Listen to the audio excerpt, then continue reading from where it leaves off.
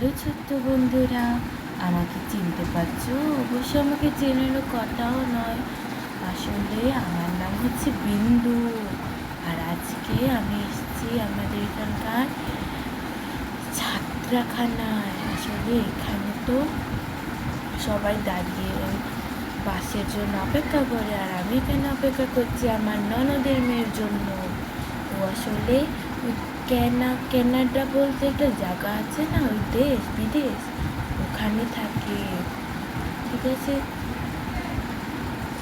এক্ষুনি ও চলে আসবে। ও মা বলতে বলতে চলে এলো।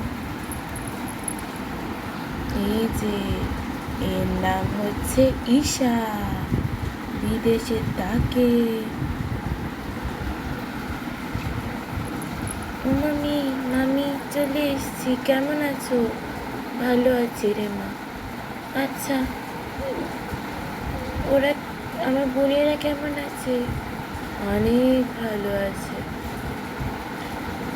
এবার বাড়ি চল। হ্যাঁ দাঁড়াও, আমি একটু ওদের জন্য চিপস নিয়ে আসি। চকলেট এনেছি, চিপসও এনেছি, তবে ওই বাংলাদেশের চিপস অনেকদিন খাইনি না, ওই জন্য গো। এই দাঁড়া দাঁড়া, আমার কানের দুলটা পড়ে গেল। ঠিক আছে, তোলো। কোথায় পড়লো? এই যে পেয়েছি।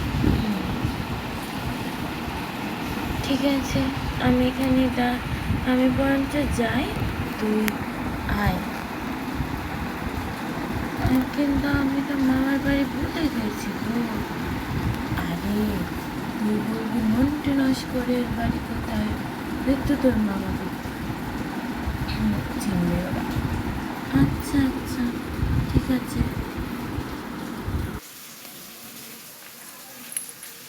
আরে, জামাটা তো বেশ, যাই জিজ্ঞেস করি। ও দাদা, এই জামাটার দাম কত? আরে বেশি না, 500 টাকা মাত্র। 500 টাকা? ঠিক আছে, দিয়ে দাও আমাকে।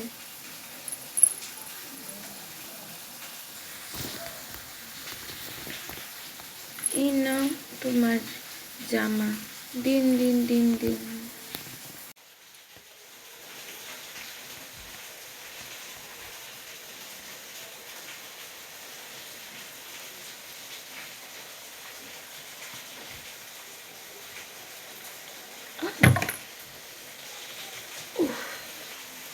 উফ বাবা, ইস। কি মশাই, আপনি দেখে হাঁটতে পারেন না? আপনি দেখে হাঁটতে পারেন না? আপনি কি চোখের মাথা খেয়েছেন না তাড়ি খেয়েছেন বলুন তো? উফ, আমার কোমরটা ভেঙে দিল রে। উফ, এই যান তো যান, যে কাজ করুন গে।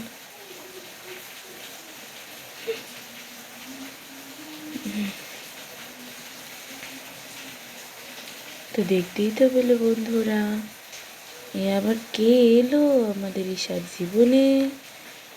তো এরকম দুষ্টু মিষ্টি গল্প দেখতে হলে সাবস্ক্রাইব করুন আমাদের এই চ্যানেল। টাটা।